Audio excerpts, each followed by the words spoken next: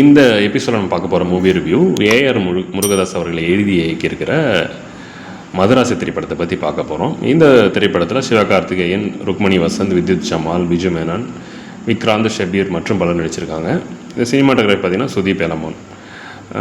இந்த படத்துக்கு அனிருத் அவர்கள் இசையமைச்சிருக்காங்க. ஒரு கதைக்களம் என்னன்னு பார்த்தீங்கன்னா, எடுத்தோடனே தமிழ்நாட்டுக்குள்ளே சென்னை சிட்டியில் ஒரு 5 கண்டெய்னர் லாரி ஃபுல்லாகவே கன்று இறங்குது. ஸோ இது இறங்கும்போது நிறைய சண்டை காட்சிகள்லாம் வருது. இதை தடுக்கிறதுக்கு என்ஐஏ முயற்சி பண்ணுறாங்க. ஸோ அது தோல்வி அடையுது.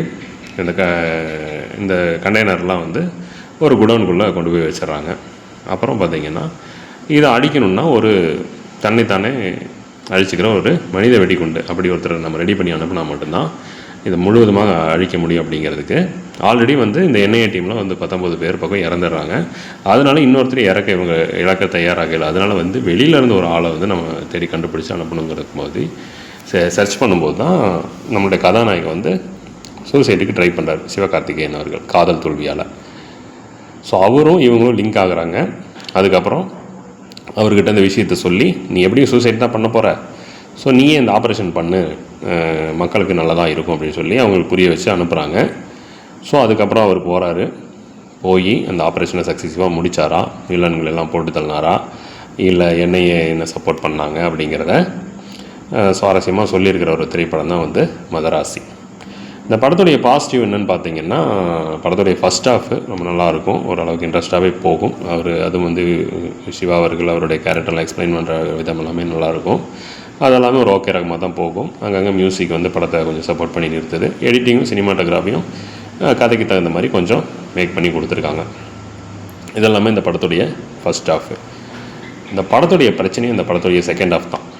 ஸோ டியூரேஷனும் அதிகம், செகண்ட் ஹாஃப் தேவையில்லாத லேக் இழுத்துட்டாங்க. ஏன்னா கிட்டத்தட்ட ஒரு 2 மணி நேரம் 2.25 மணி நேரத்தில் முடிய வேண்டிய கதையை அப்படியே இழுத்து 2.25 மணி நேரத்துக்கு மேலே கொண்டு போயிட்டாங்க. ஸோ அதுவே இந்த படத்துக்கு பெரும் பிரச்சனையாக வந்துடுச்சு.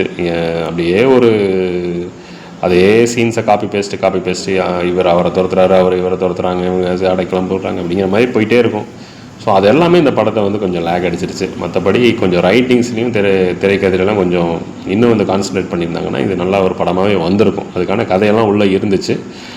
பட்டு ரொம்ப லெங்க்த்தாக இழுத்து தேவையில்லாத சீன்ஸ் எல்லாம் உள்ளே கொண்டு படத்தை அந்த இடத்த கோட்டை விட்டாங்கன்னு தான் சொல்லணும். U16+ தான் படம். ஸோ நீங்களும் வாய்ப்பு இருந்தால் ஃபேமிலியோட போய் பார்க்கலாம். குழந்தைகளை கூப்பிட்டு பார்த்தீங்கன்னா சில ரத்தம் தெரிக்கும் காட்சிகள், அதெல்லாம் கன் ஷாட், அதெல்லாம் அந்த மாதிரியெல்லாம் இருக்குது. ஆபாச சீன்ஸ்லாம் எதுவும் இல்லை. அதனால் நீங்கள் குழந்தைகளை பார்த்து கூட்டிகிட்டு போங்க. இருந்தாலும் ஒரு 1 டைம் ஆவரேஜ் வாட்சபிள் மூவி தான். பாருங்கள், பார்த்துட்டு உங்களுடைய கருத்துக்கள் என்னங்கிறது பதிவு பண்ணுங்கள். மீண்டும் மற்றும் ஒரு விமர்சன நிகழ்ச்சியில் சந்திக்கலாம். வணக்கம்.